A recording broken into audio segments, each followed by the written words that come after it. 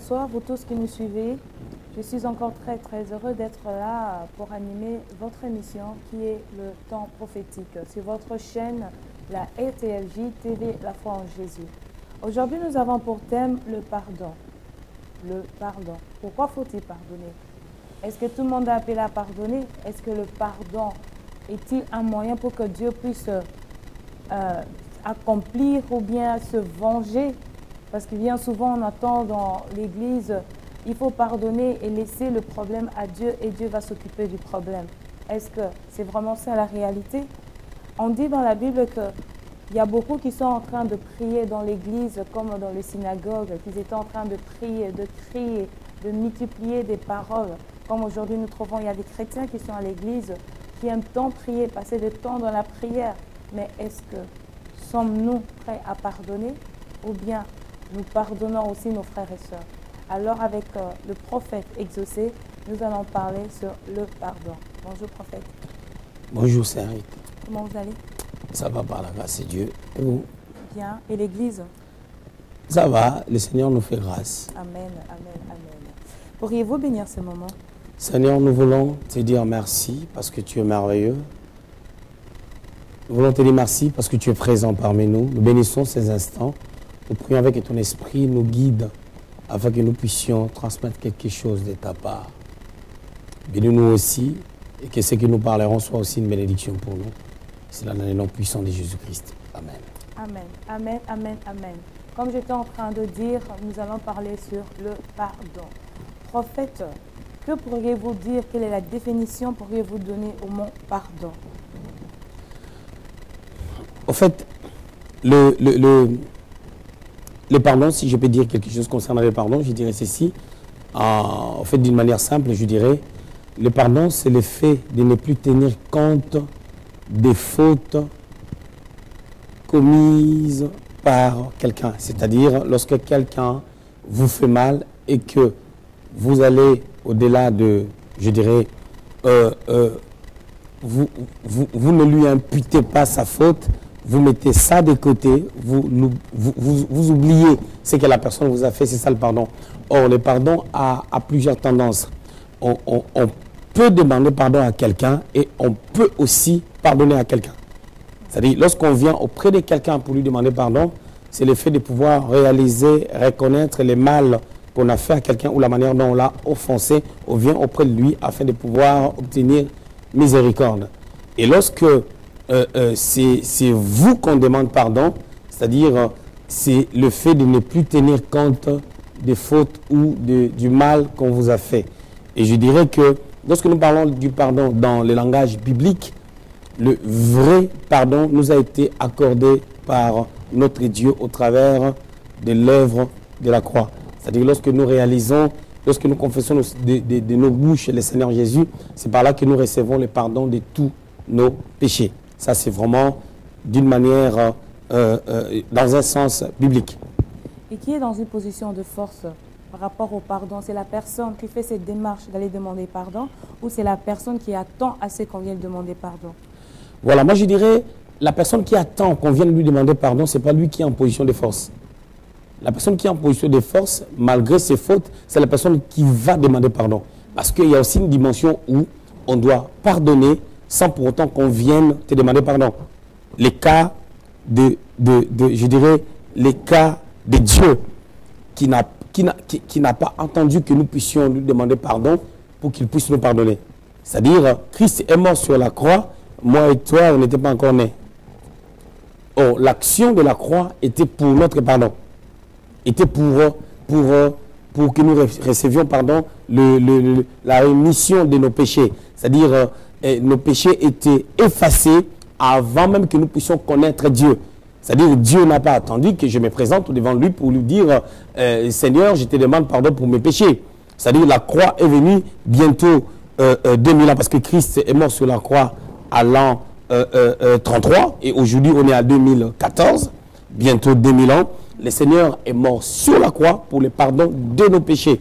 C'est-à-dire si j'attends toujours qu'on me demande pardon pour que je puisse pardonner, c'est moi qui se bloque. Parce que le pardon est une force qui libère. Ça libère non seulement la personne qui demande pardon, ça libère aussi la personne qui pardonne. Parce que lorsqu'on ne pardonne pas, c'est comme si on retenait la personne, on se retient et on retient aussi la personne. Allez, il est important de faire cette démarche, d'aller toujours demander pardon. Mais si par exemple, j'avais un problème avec un frère ou une soeur, et je me disais, je ne vais pas lui demander pardon, mais je vais quand même le pardonner. Je vais quand même me libérer de ce problème. Est-ce que Dieu agrée aussi cela? Parce qu'il y a aussi ce côté où... Non, mais attends, il y a quelque chose que tu t'en veux dire que ça les sens un peu tergiversés. Parce que tu dis... Tu as un problème avec la soeur ou le frère, tu ne vas pas lui dire pardon, mais au-dedans de toi, tu te dis, ok, ça va, je pardonne, j'oublie l'affaire, c'est passé. Mais tu ne vas pas lui dire pardon. Tu n'entames pas cette démarche à lui dire pardon. Non, mais attends, la personne qui demande pardon, ce n'est pas la personne, la personne qui demande pardon, c'est elle qui est fautive. Pas nécessairement, deux fois. Non, mais si quelqu'un va demander pardon pendant qu'il ne se sent pas coupable, c'est que la personne a un problème dans la tête. Parce que pour demander pardon, il faut être conscient. Il faut être conscient qu'on a offensé quelqu'un. On a commis une erreur, on a commis une faute. Et c'est par ricochet qu'on vient demander pardon. Voilà.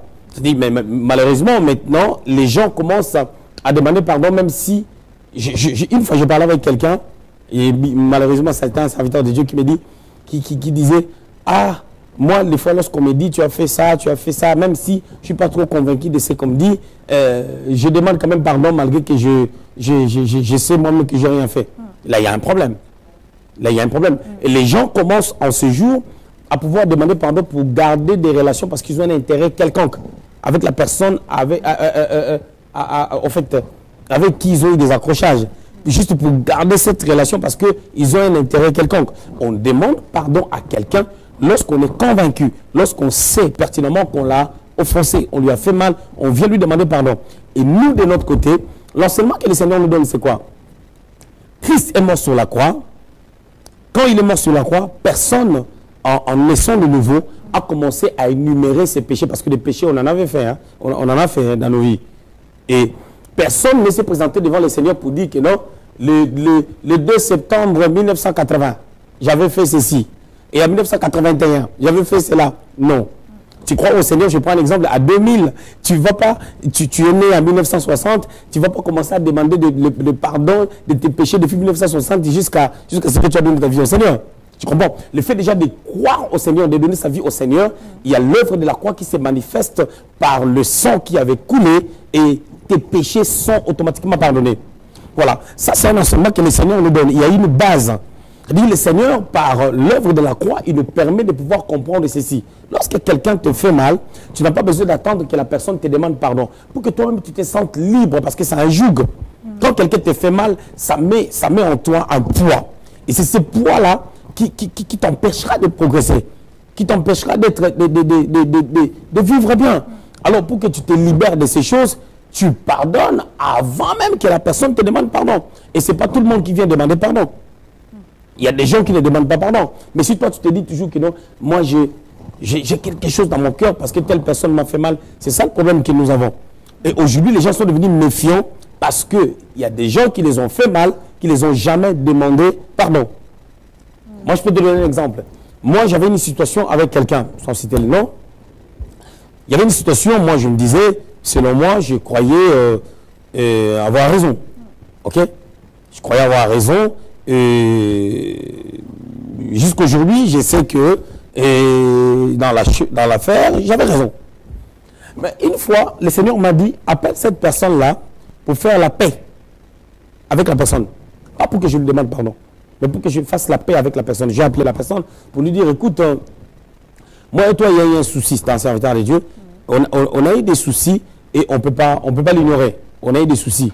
Et moi, je ne dirais pas que tu m'as fait ceci, tu m'as fait cela, ça sont des histoires des enfants. Moi, je dirais, je veux que nous soyons en paix pour Dieu, parce que nous sommes des porteurs de la lumière, de la parole de Dieu. C'est-à-dire, si nous ne sommes pas en paix, les démons nous voient. Soyons en paix. Soyons en paix et on oublie le passé et la vie continue. Et voilà. Je ne vais pas demander pardon sur des choses que j'ignore. Non, je lui dis qu'on soit en paix. C'est-à-dire, je me suis libéré. Pour que Dieu réalise que moi, je me suis libéré et que j'ai réellement oublié ce qui s'est passé, même si j'ai dit qu'il m'a fait mal, je l'ai appelé. Mais la plus grande question c'est quoi? Pourquoi Dieu ne lui a pas parlé? Pourquoi moi je ne pouvais pas dire, Seigneur, tu me parles de faire la paix avec lui, mais pourquoi tu ne lui as pas dit? Parce que moi je crois que j'ai raison. Dieu ne fonctionne pas comme ça. Le Seigneur voulait que moi je puisse obéir à ce que lui m'a demandé.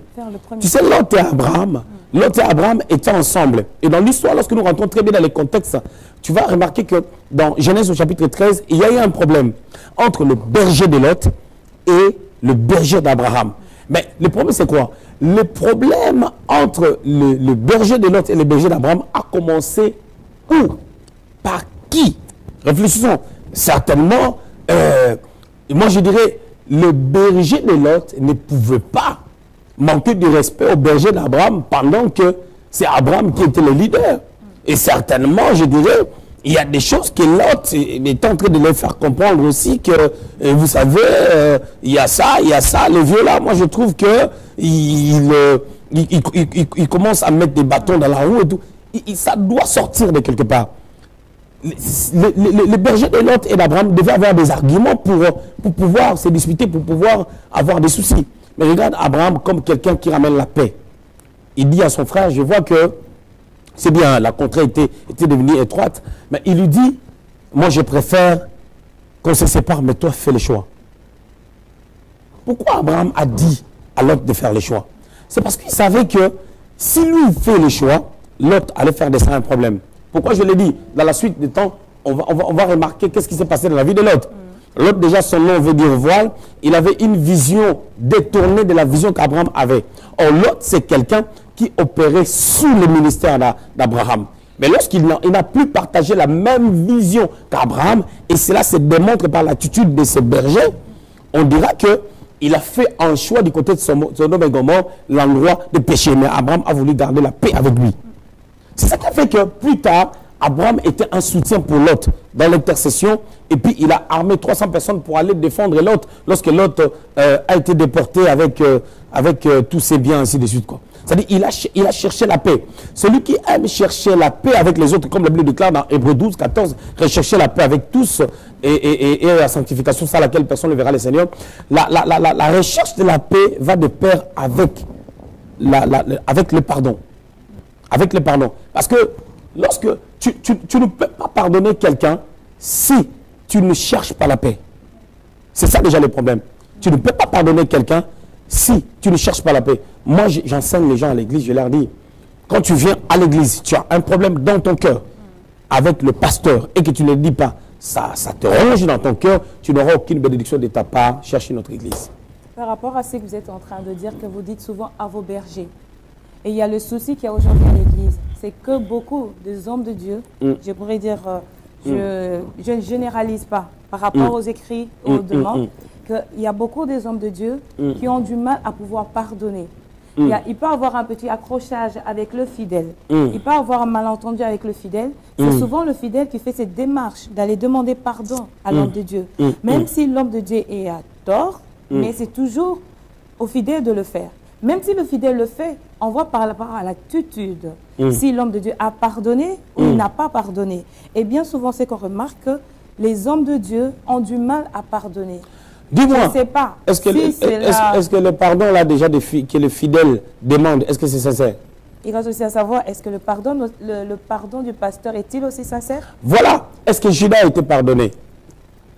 Judas? Non. Est-ce que Satan a été pardonné? Non. Et je voulais te dire une chose, que ce soit les hommes de Dieu, que ce soit le fidèle, il y a des gens qui ne changeront pas. Quand on est mauvais, on est mauvais. Tout commence par le cœur. Quand le cœur n'est pas bien, on peut être pasteur, on peut être fidèle. Si on ne veut pas changer, on ne veut pas changer. Nous, on a eu des cas à l'église. Quelqu'un qui débarque à l'église, quelqu'un qui était humble, qui n'avait rien. Rien du tout. C'est-à-dire que tu as travaillé dans sa vie de zéro jusqu'à ce que la personne croit peut-être atteindre un certain niveau. Mais tu verras, la personne, lorsque tout va bien dans sa vie, elle commence à se comporter à sa manière. En l'occurrence, on voit dans les églises, il y a des gens qui craignaient Dieu. La personne devient impudique. Elle vient à l'église très colérique et tout parce qu'elle a un copain, elle sait que le pasteur va parler.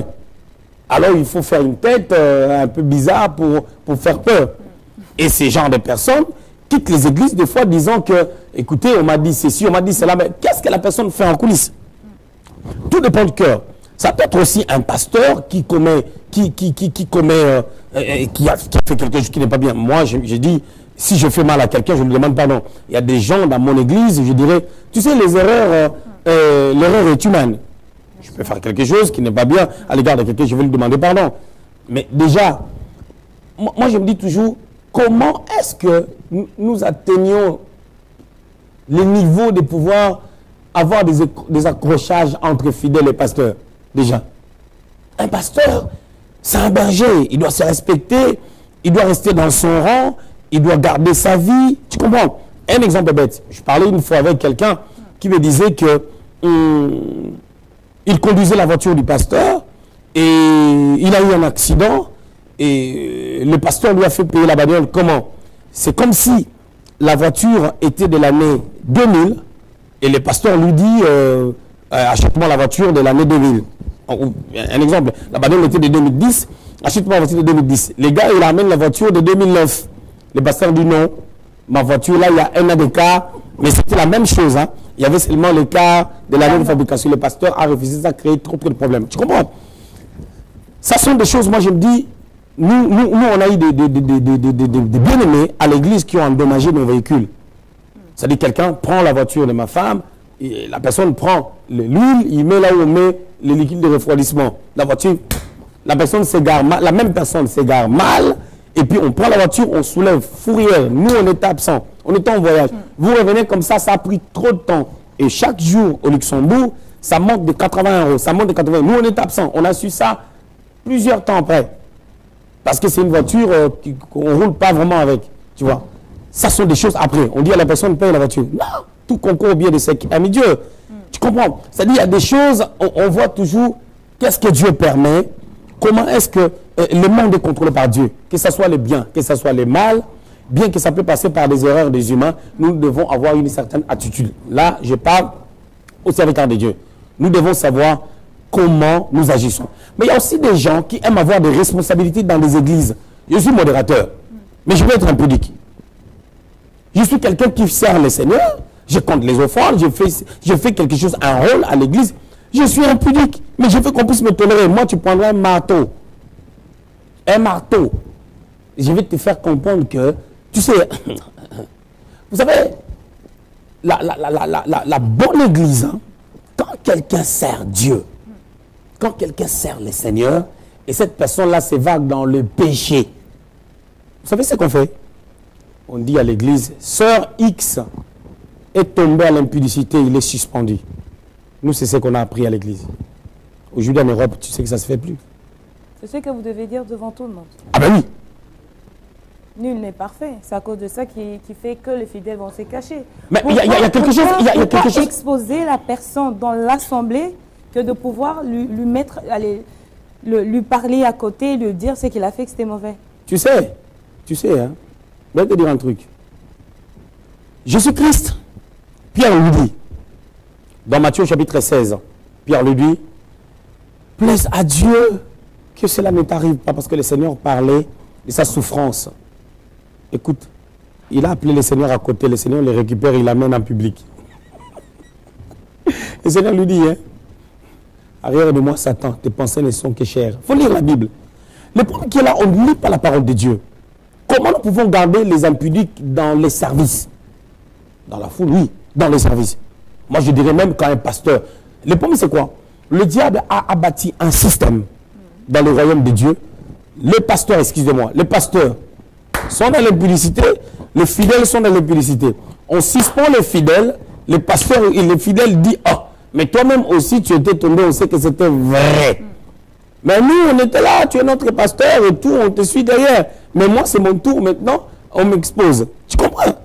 C'est ça aussi le problème. C'est bien de l'avoir dit, parce que si je l'avais dit, on allait dire, la journaliste, là, elle attaque tout le temps les pasteurs. Ça, maintenant, c'est le pasteur qui occupe à le dire. Voilà. Non, mais c'est une vérité. Voilà. C'est-à-dire, les pasteurs aussi doivent être humbles de dire que moi, je n'ai pas bien marché, il faut que je m'assoie. Ça ne se fait pas. Malheureusement.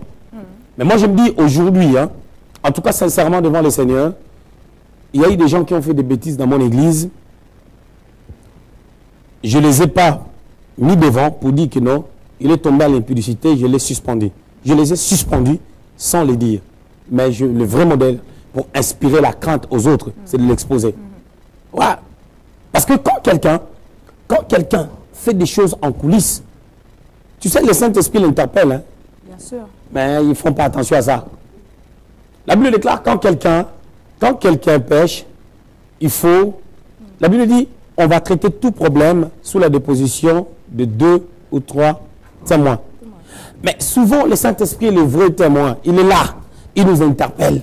Il nous dit, nous savons que la parole de Dieu est là. La parole de Dieu a dit qu'il ne faut pas faire ça. Il ne faut pas faire ça. L'Esprit de Dieu aussi est là. Mais les gens n'écoutent pas. Comment les pasteurs arrivent au point de pouvoir dire que tel bien-aimé est tombé à l'impudicité et on va le mettre sous discipline? Pourquoi ils le font? C'est pour inspirer la crainte de Dieu au sein de l'Église. Ça, c'est très important. Amen. Vous êtes bien dans votre émission Le Temps prophétique sur votre chaîne, la RTLJ TV, La foi en Jésus. Prophète, est-ce que le pardon, c'est laisser accomplir la justice de Dieu? Parce qu'on attend souvent à l'Église, les gens qui ont des problèmes, on dit non, il faut pardonner pour laisser Dieu agir. Le but, c'est de laisser la justice de Dieu s'accomplir, ou bien c'est pardonner pour avoir le cœur léger? En fait, nous devons pardonner premièrement pour accomplir la parole de Dieu et pour suivre notre Dieu qui est un modèle pour nous. Déjà. En fait, nous ne pouvons pas faire quelque chose parce que c'est comme si on venait à l'église seulement pour être béni. Le royaume de Dieu est là. Mais la Bible déclare tout cela. Aussi, hein. Oui, la majorité c'est ça, mais il y a un problème d'enseignement. Oui. Tous ceux-là qui suivent le Seigneur pour les choses de ce monde sont des personnes les plus malheureuses, la Bible déclare. C'est-à-dire au-delà de nos problèmes. Le Seigneur nous attire au travers d'un problème. Mais au-delà de nos problèmes, nous devons voir maintenant, regarde l'attitude de Bartimée. Bartimée qui était mendiant aveugle. Bartimée, il a crié, fils de David, aie pitié de moi et tout. Et après, Bartimée a suivi le Seigneur. Regarde le fou de Gadara. Marc au chapitre 5. Il a été visité, délivré. Il voulait suivre le Seigneur. Le Seigneur lui a dit, toi va dire ce que Dieu a fait dans ta vie. Pourquoi? Parce que cette personne était de la Décapole, c'était de villes qui entouraient Israël. Alors le Seigneur voulait qu'il y ait une sémence dans sa contrée. Il l'a laissé partir. Il a dit, tu as eu la sémence, va dire ce que Dieu a fait pour toi. Parce que là, le Seigneur est en train de préparer les terrains. Préparer les terrains pour les apôtres quand ils viendront, pour que l'évangile puisse aller loin. Parce qu'il avait dit, allez, faites toutes les nations des disciples. Lui-même, il a préparé les terrains. Il est parti dans la Samarie. Dans cette contrée, il y avait les Samaritains qui ne s'attendaient pas avec les Juifs. Il parle avec la femme samaritaine. Il met la sémence. Il met la sémence. Il savait que Philippe viendra là après. Et la Samarie devait recevoir la parole de Dieu. Il prend encore, le Saint-Esprit prend Philippe. On l'amène vers le désert. Pendant que l'eunuque éthiopien est en train de venir à Jérusalem, les commentateurs de la Bible ont dit que c'est au travers de l'eunuque éthiopien que l'évangile a été propagé dans son pays. C'est-à-dire Dieu a ses manières d'agir, Dieu a ses manières de fonctionner. Nous demandons pardon aux gens pour obéir à la parole de Dieu, pour être agréable au Seigneur. Le Seigneur a dit, il ne faut pas qu'on retranche une parole de la loi. C'est-à-dire, si la Bible a déclaré que nous devons pardonner, nous devons pardonner. Si la Bible a déclaré que nous devons demander pardon, déjà, c'est une marque d'humilité pour nous. Le fait d'aller auprès de quelqu'un pour dire que non, je t'ai fait mal, pardonne-moi. Je ne suis pas en train de dire que moi, je n'ai jamais fait mal à quelqu'un. Non, j'ai déjà fait, mais je demande pardon. Même à ma femme, tu sais, il y a des pasteurs qui ont du mal à demander pardon, ou des frères qui ont du mal à demander pardon à leur partenaire. Si je fais quelque chose qui n'est pas bien à ma femme, je vais lui demander pardon. Parce que je suis un homme. Je suis un homme, il m'arrive de fauter, elle aussi, pareil. C'est ce qui crée l'harmonie dans le couple. Pourquoi nous avons beaucoup de divorces? Premièrement, c'est à cause des manques de pardon. On ne se pardonne pas et on ne demande pas pardon. Les choses se sont cumulées dans le cœur. Après, à un moment donné, la femme va demander le divorce. Le mari ne sait même pas que la femme a déjà demandé le divorce. Le courrier vient, monsieur, votre femme a demandé le divorce. Ah, on est avec toi dans la même maison, tu m'as rien dit, mais elle en a trop dans le cœur. Juste parce qu'on ne se pardonne pas. On ne se pardonne pas, on ne demande pas pardon, et puis on ne se pardonne pas.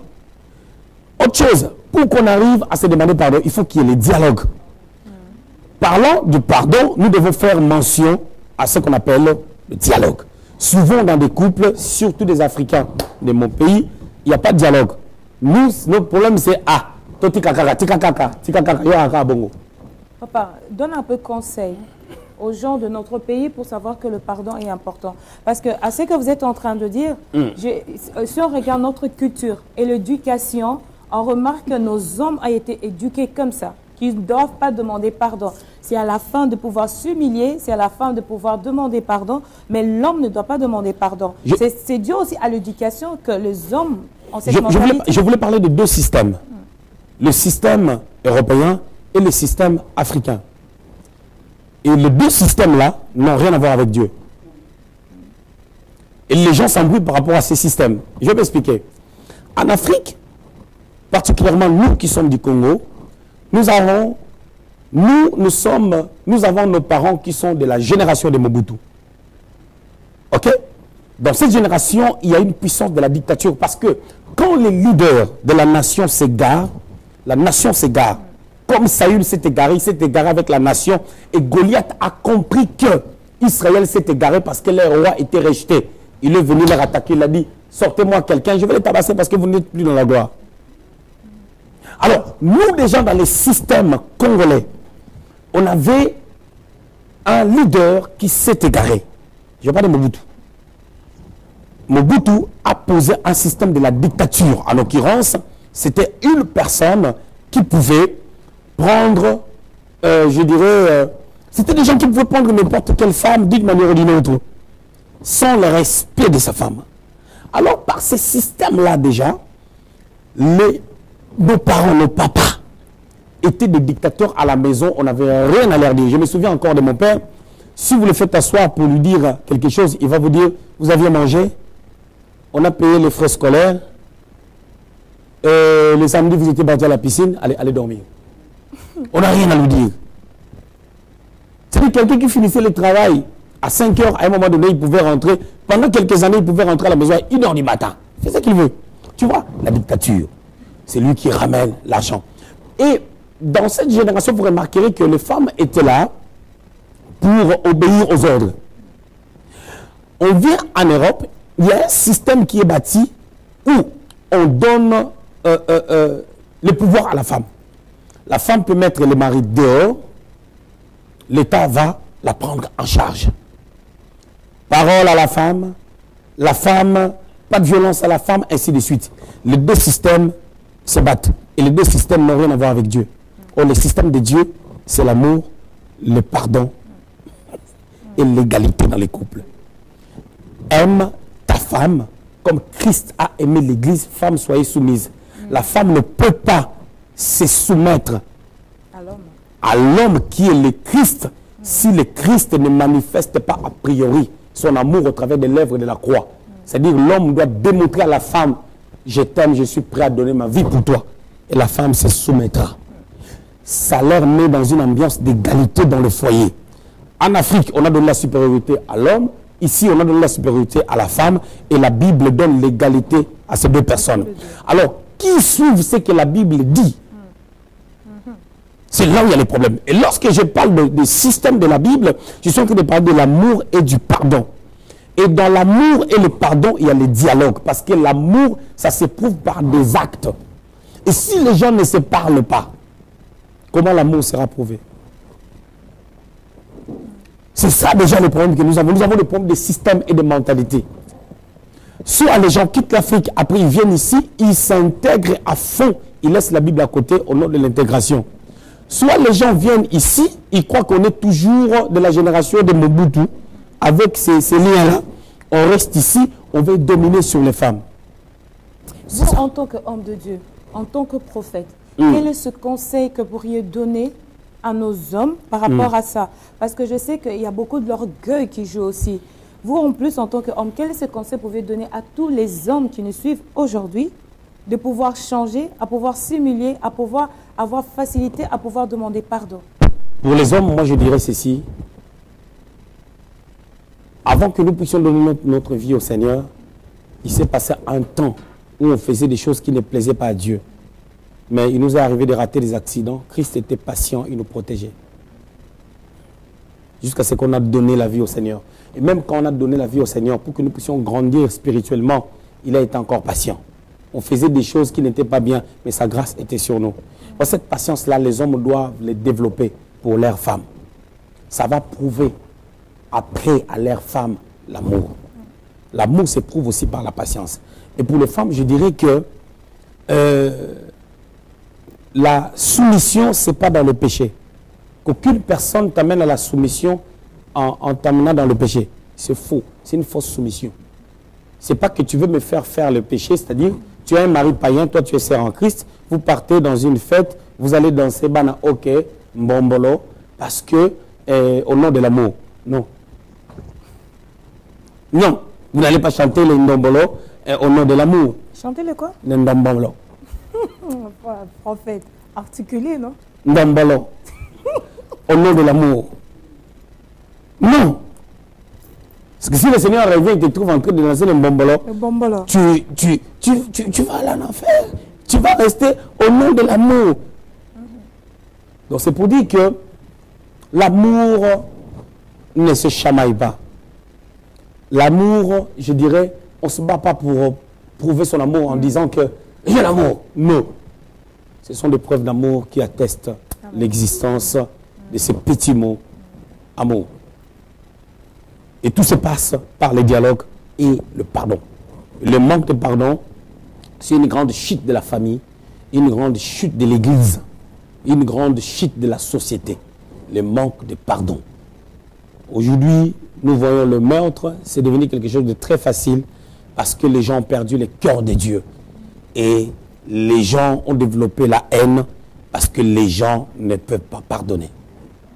Il arrive des fois, on a la rancœur envers quelqu'un, mais la personne ne t'a rien pris. Juste la méchanceté. Imagine-toi, la réussite de quelqu'un. Aujourd'hui, on le voit même dans le milieu chrétien. Ah non, mais moi, le pasteur là, moi, je ne l'aime pas. Vous ne vous êtes jamais rencontrés. Juste parce que le gars, il passe à la télé, il dit certaines vérités qui sont bibliques, mais toi, tu ne l'aimes pas. Ou juste parce que quelqu'un progresse dans ce qu'il fait, et toi, tu es un perdant, ça devient un problème. C'est comme si vous êtes des ennemis. Toutes ces choses-là nous bloquent. On ne peut pas aller loin. Réjouissons-nous pour le progrès des gens. Quand quelqu'un fait quelque chose qui est bien, gloire au Seigneur. Gloire au Seigneur. Quand quelqu'un progresse, gloire au Seigneur. Comme ma femme aime toujours dire, mais les démons là, ils attaquent seulement les Congolais, les démons d'orgueil et les démons de mauvais cœur. Non. Dieu ne nous a pas. Nous tous, on n'est pas pareils. Nous tous, on n'aura peut-être pas 10 000 membres. Nous tous, on n'aura peut-être pas 20 000 membres. À chacun. La Bible déclare dans Matthieu, au chapitre 25, à partir du 14e verset, la Bible parle d'une parabole de talents où un maître est parti, il a appelé 3 de ses serviteurs, il les a donné les talents. Mais ils n'avaient pas tous reçu la même chose. Non, l'autre a reçu 5, l'autre a reçu 2, l'autre n'a reçu qu'un, selon leur capacité. Il y a d'autres personnes qui vont servir Dieu pendant 30, 40 ans, 50 ans. Ils n'auront peut-être que 100 membres. D'autres personnes dans leur vie, ils ne verront jamais les paralytiques marcher. La Bible déclare, Jean-Baptiste n'a fait aucun miracle. Mais tu sais, si Jean-Baptiste a compris, Jean-Baptiste, il a compris son appel. Il a compris l'appel de Christ, qui était Jésus. Il a dit dans Jean chapitre 3, il faut qu'il croisse. Il a déjà été en prison. Il est en prison, on lui dit, il voit des miracles. Quelque part, c'est comme si le diable voulait le parler pour lui dire, écoute, Jésus-Christ, c'est ton cousin. Il libère la vie des gens. Mais toi, tu es en prison. Mais il peut te délivrer. Jean a dit, allez lui demander si c'est lui. Ou nous devons entendre une autre personne. Si c'est lui, peut-être qu'il viendra me délivrer. Regarde la réponse de Jésus. Les aveugles voient, les boiteux marchent et la parole est annoncée. C'est pour lui dire que, Jean, tu avais prophétisé dans le Jourdain que c'est moi, non? Et que des grandes choses vont s'opérer. Contente-toi de ça. Et toi, ton temps est arrivé. Mais tu sais, quand tu ne comprends pas ce que Dieu est en train de faire, même Dieu, tu vas dire qu'il est mauvais. On tombe sur l'histoire de Caïn. Caïn, tu n'as pas offert une bonne chose à Dieu. Mais si tu offres à Dieu quelque chose qui ne lui plaît pas, ça ne veut pas dire que Dieu c'est un sentimentaliste, c'est quelqu'un qui vit dans des sentiments et puis il va pas agréer le sacrifice d'Abel. Si ton sacrifice n'a pas été agréé, je dirais celui d'Abel sera agréé. Et Caïn avait tué Abel parce que Caïn croyait qu'il était aimé de Dieu et que Dieu ne l'aimait pas parce que Dieu ne l'aimait pas. Alors il faut tuer celui que Dieu aime, croyant que Dieu t'aimera plus. Non. Dieu nous aime par rapport à la manière dont nous marchons avec lui. Amen.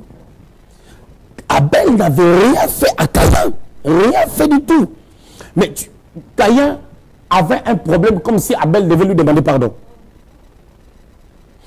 C'est ça bien le problème qu'on a souvent. Il faut qu'on attend que les gens nous demandent pardon pendant que les gens nous ont rien fait de mal. C'est comme si Abel attendait. Les commentateurs de la Bible ont dit que les deux étaient dans les champs. Et dans l'histoire, les commentateurs ont dit que ces deux étaient à la maison. C'est Caïn qui a amené Abel dans les champs pour qu'il se retrouve à deux, sans les parents, sans personne, afin qu'un meurtre soit commis. C'est comme si il avait un problème envers son frère. C'est comme si il accusait son frère de ne pas lui expliquer que Dieu n'agréait pas le fruit du sol, pendant que les deux avaient la connaissance qu'ils ont appris de leurs parents et du Saint-Esprit qui était en eux, parce qu'à cette époque, le Saint-Esprit n'était pas encore ôté. Et Caïn, Dieu était venu le voir pour le parler, pour lui dire, écoute, si le péché est à ta porte. Et ça, il n'a pas fait attention à ça. Le problème était le problème d'Abel. Caïn ne pouvait pas tuer Abel si Caïn n'attendait pas quelque chose de la part d'Abel. N'attends pas que les gens te demandent pardon.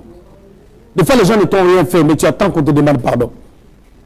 Tous les jours, tous les jours n'est pas dimanche. Il arrive des fois quelqu'un sort précipitamment, vous rencontrez à la gare, il te salue vite fait parce qu'il a trop de choses dans la tête. Oh, cette personne-là, j'ai vu, il est devenu réservé et tout. Et tu attends qu'il te demande pardon parce qu'il ne t'a pas salué comme d'habitude. Ça, c'est la bassesse. C'est l'attitude des perdants. C'est l'attitude des Caïns.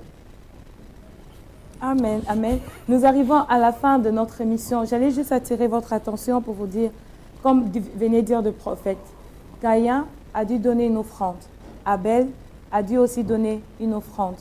Il est très important, peuple de Dieu, de pouvoir libérer son cœur. Parce que les deux avaient le même enseignement, les deux avaient la même éducation. Donc, tous les deux, ils ont reçu la même éducation, mais chacun utilisait son éducation, sa connaissance, comme il le voulait. Je vous en supplie, arrêtons d'être jaloux. Soyons humbles de cœur. Dieu ne fait exception de personne. Dieu, il bénit tout le monde. Libérons nos cœurs, ôtons la jalousie de nos cœurs, pour que la main de l'Éternel puisse se glorifier dans nos vies. Apprenons aussi à pouvoir demander pardon. Ayons cette facilité à dire « Pardonne-moi mon frère, pardonne-moi ma soeur ». Ça fait la fierté d'être chrétien. La fierté d'être chrétien. Prophète, nous sommes arrivés à la fin de notre émission. Que serait votre mot de la fin pour pouvoir bénir tous nos frères et sœurs qui nous ont suivis aujourd'hui? Voilà. Pour finir, je dirais que l'esprit de Caïn est en train d'agir. L'esprit de Caïn, c'est un esprit babylonien. Comme Nimrod, fils de Cush, fils de Cham, qui croyait que lorsque Dieu a détruit ce monde avec l'eau du déluge, Dieu était mauvais. Il a incité des gens à pouvoir dire que nous allons venger nos ancêtres qui sont morts dans le déluge. Ils ont fait la tour de Babel. Je dirais, ne construisons pas la tour de Babel, nous serons confus. La tour de Babel, c'est un esprit de ne pas comprendre. Et quand on ne comprend pas, on attendra tout le monde à venir nous demander pardon pendant que les gens ne nous doivent rien. La Bible déclare, ne devez rien à personne, si ce n'est que l'amour. Le vrai amour, c'est Dieu qui les donne, bien qu'il les manifeste aussi au travers des hommes. Aimons le Seigneur, attachons-nous à Dieu et n'attendez rien des personnes parce que celui qui s'est confié à l'homme sera déçu. Que Dieu vous bénisse. Amen. Pourriez-vous bénir le peuple de Dieu? Seigneur, nous bénissons ces instants, nous bénissons ton nom parce que tu es fidèle. Seigneur, nous voulons que la dimension du pardon soit comprise, Père, dans son entièreté dans nos cœurs. Seigneur, tu nous apprends, tu nous as appris par l'acte de la croix, par l'acte rédempteur, que nous pouvons pardonner sans qu'on vienne nous demander pardon.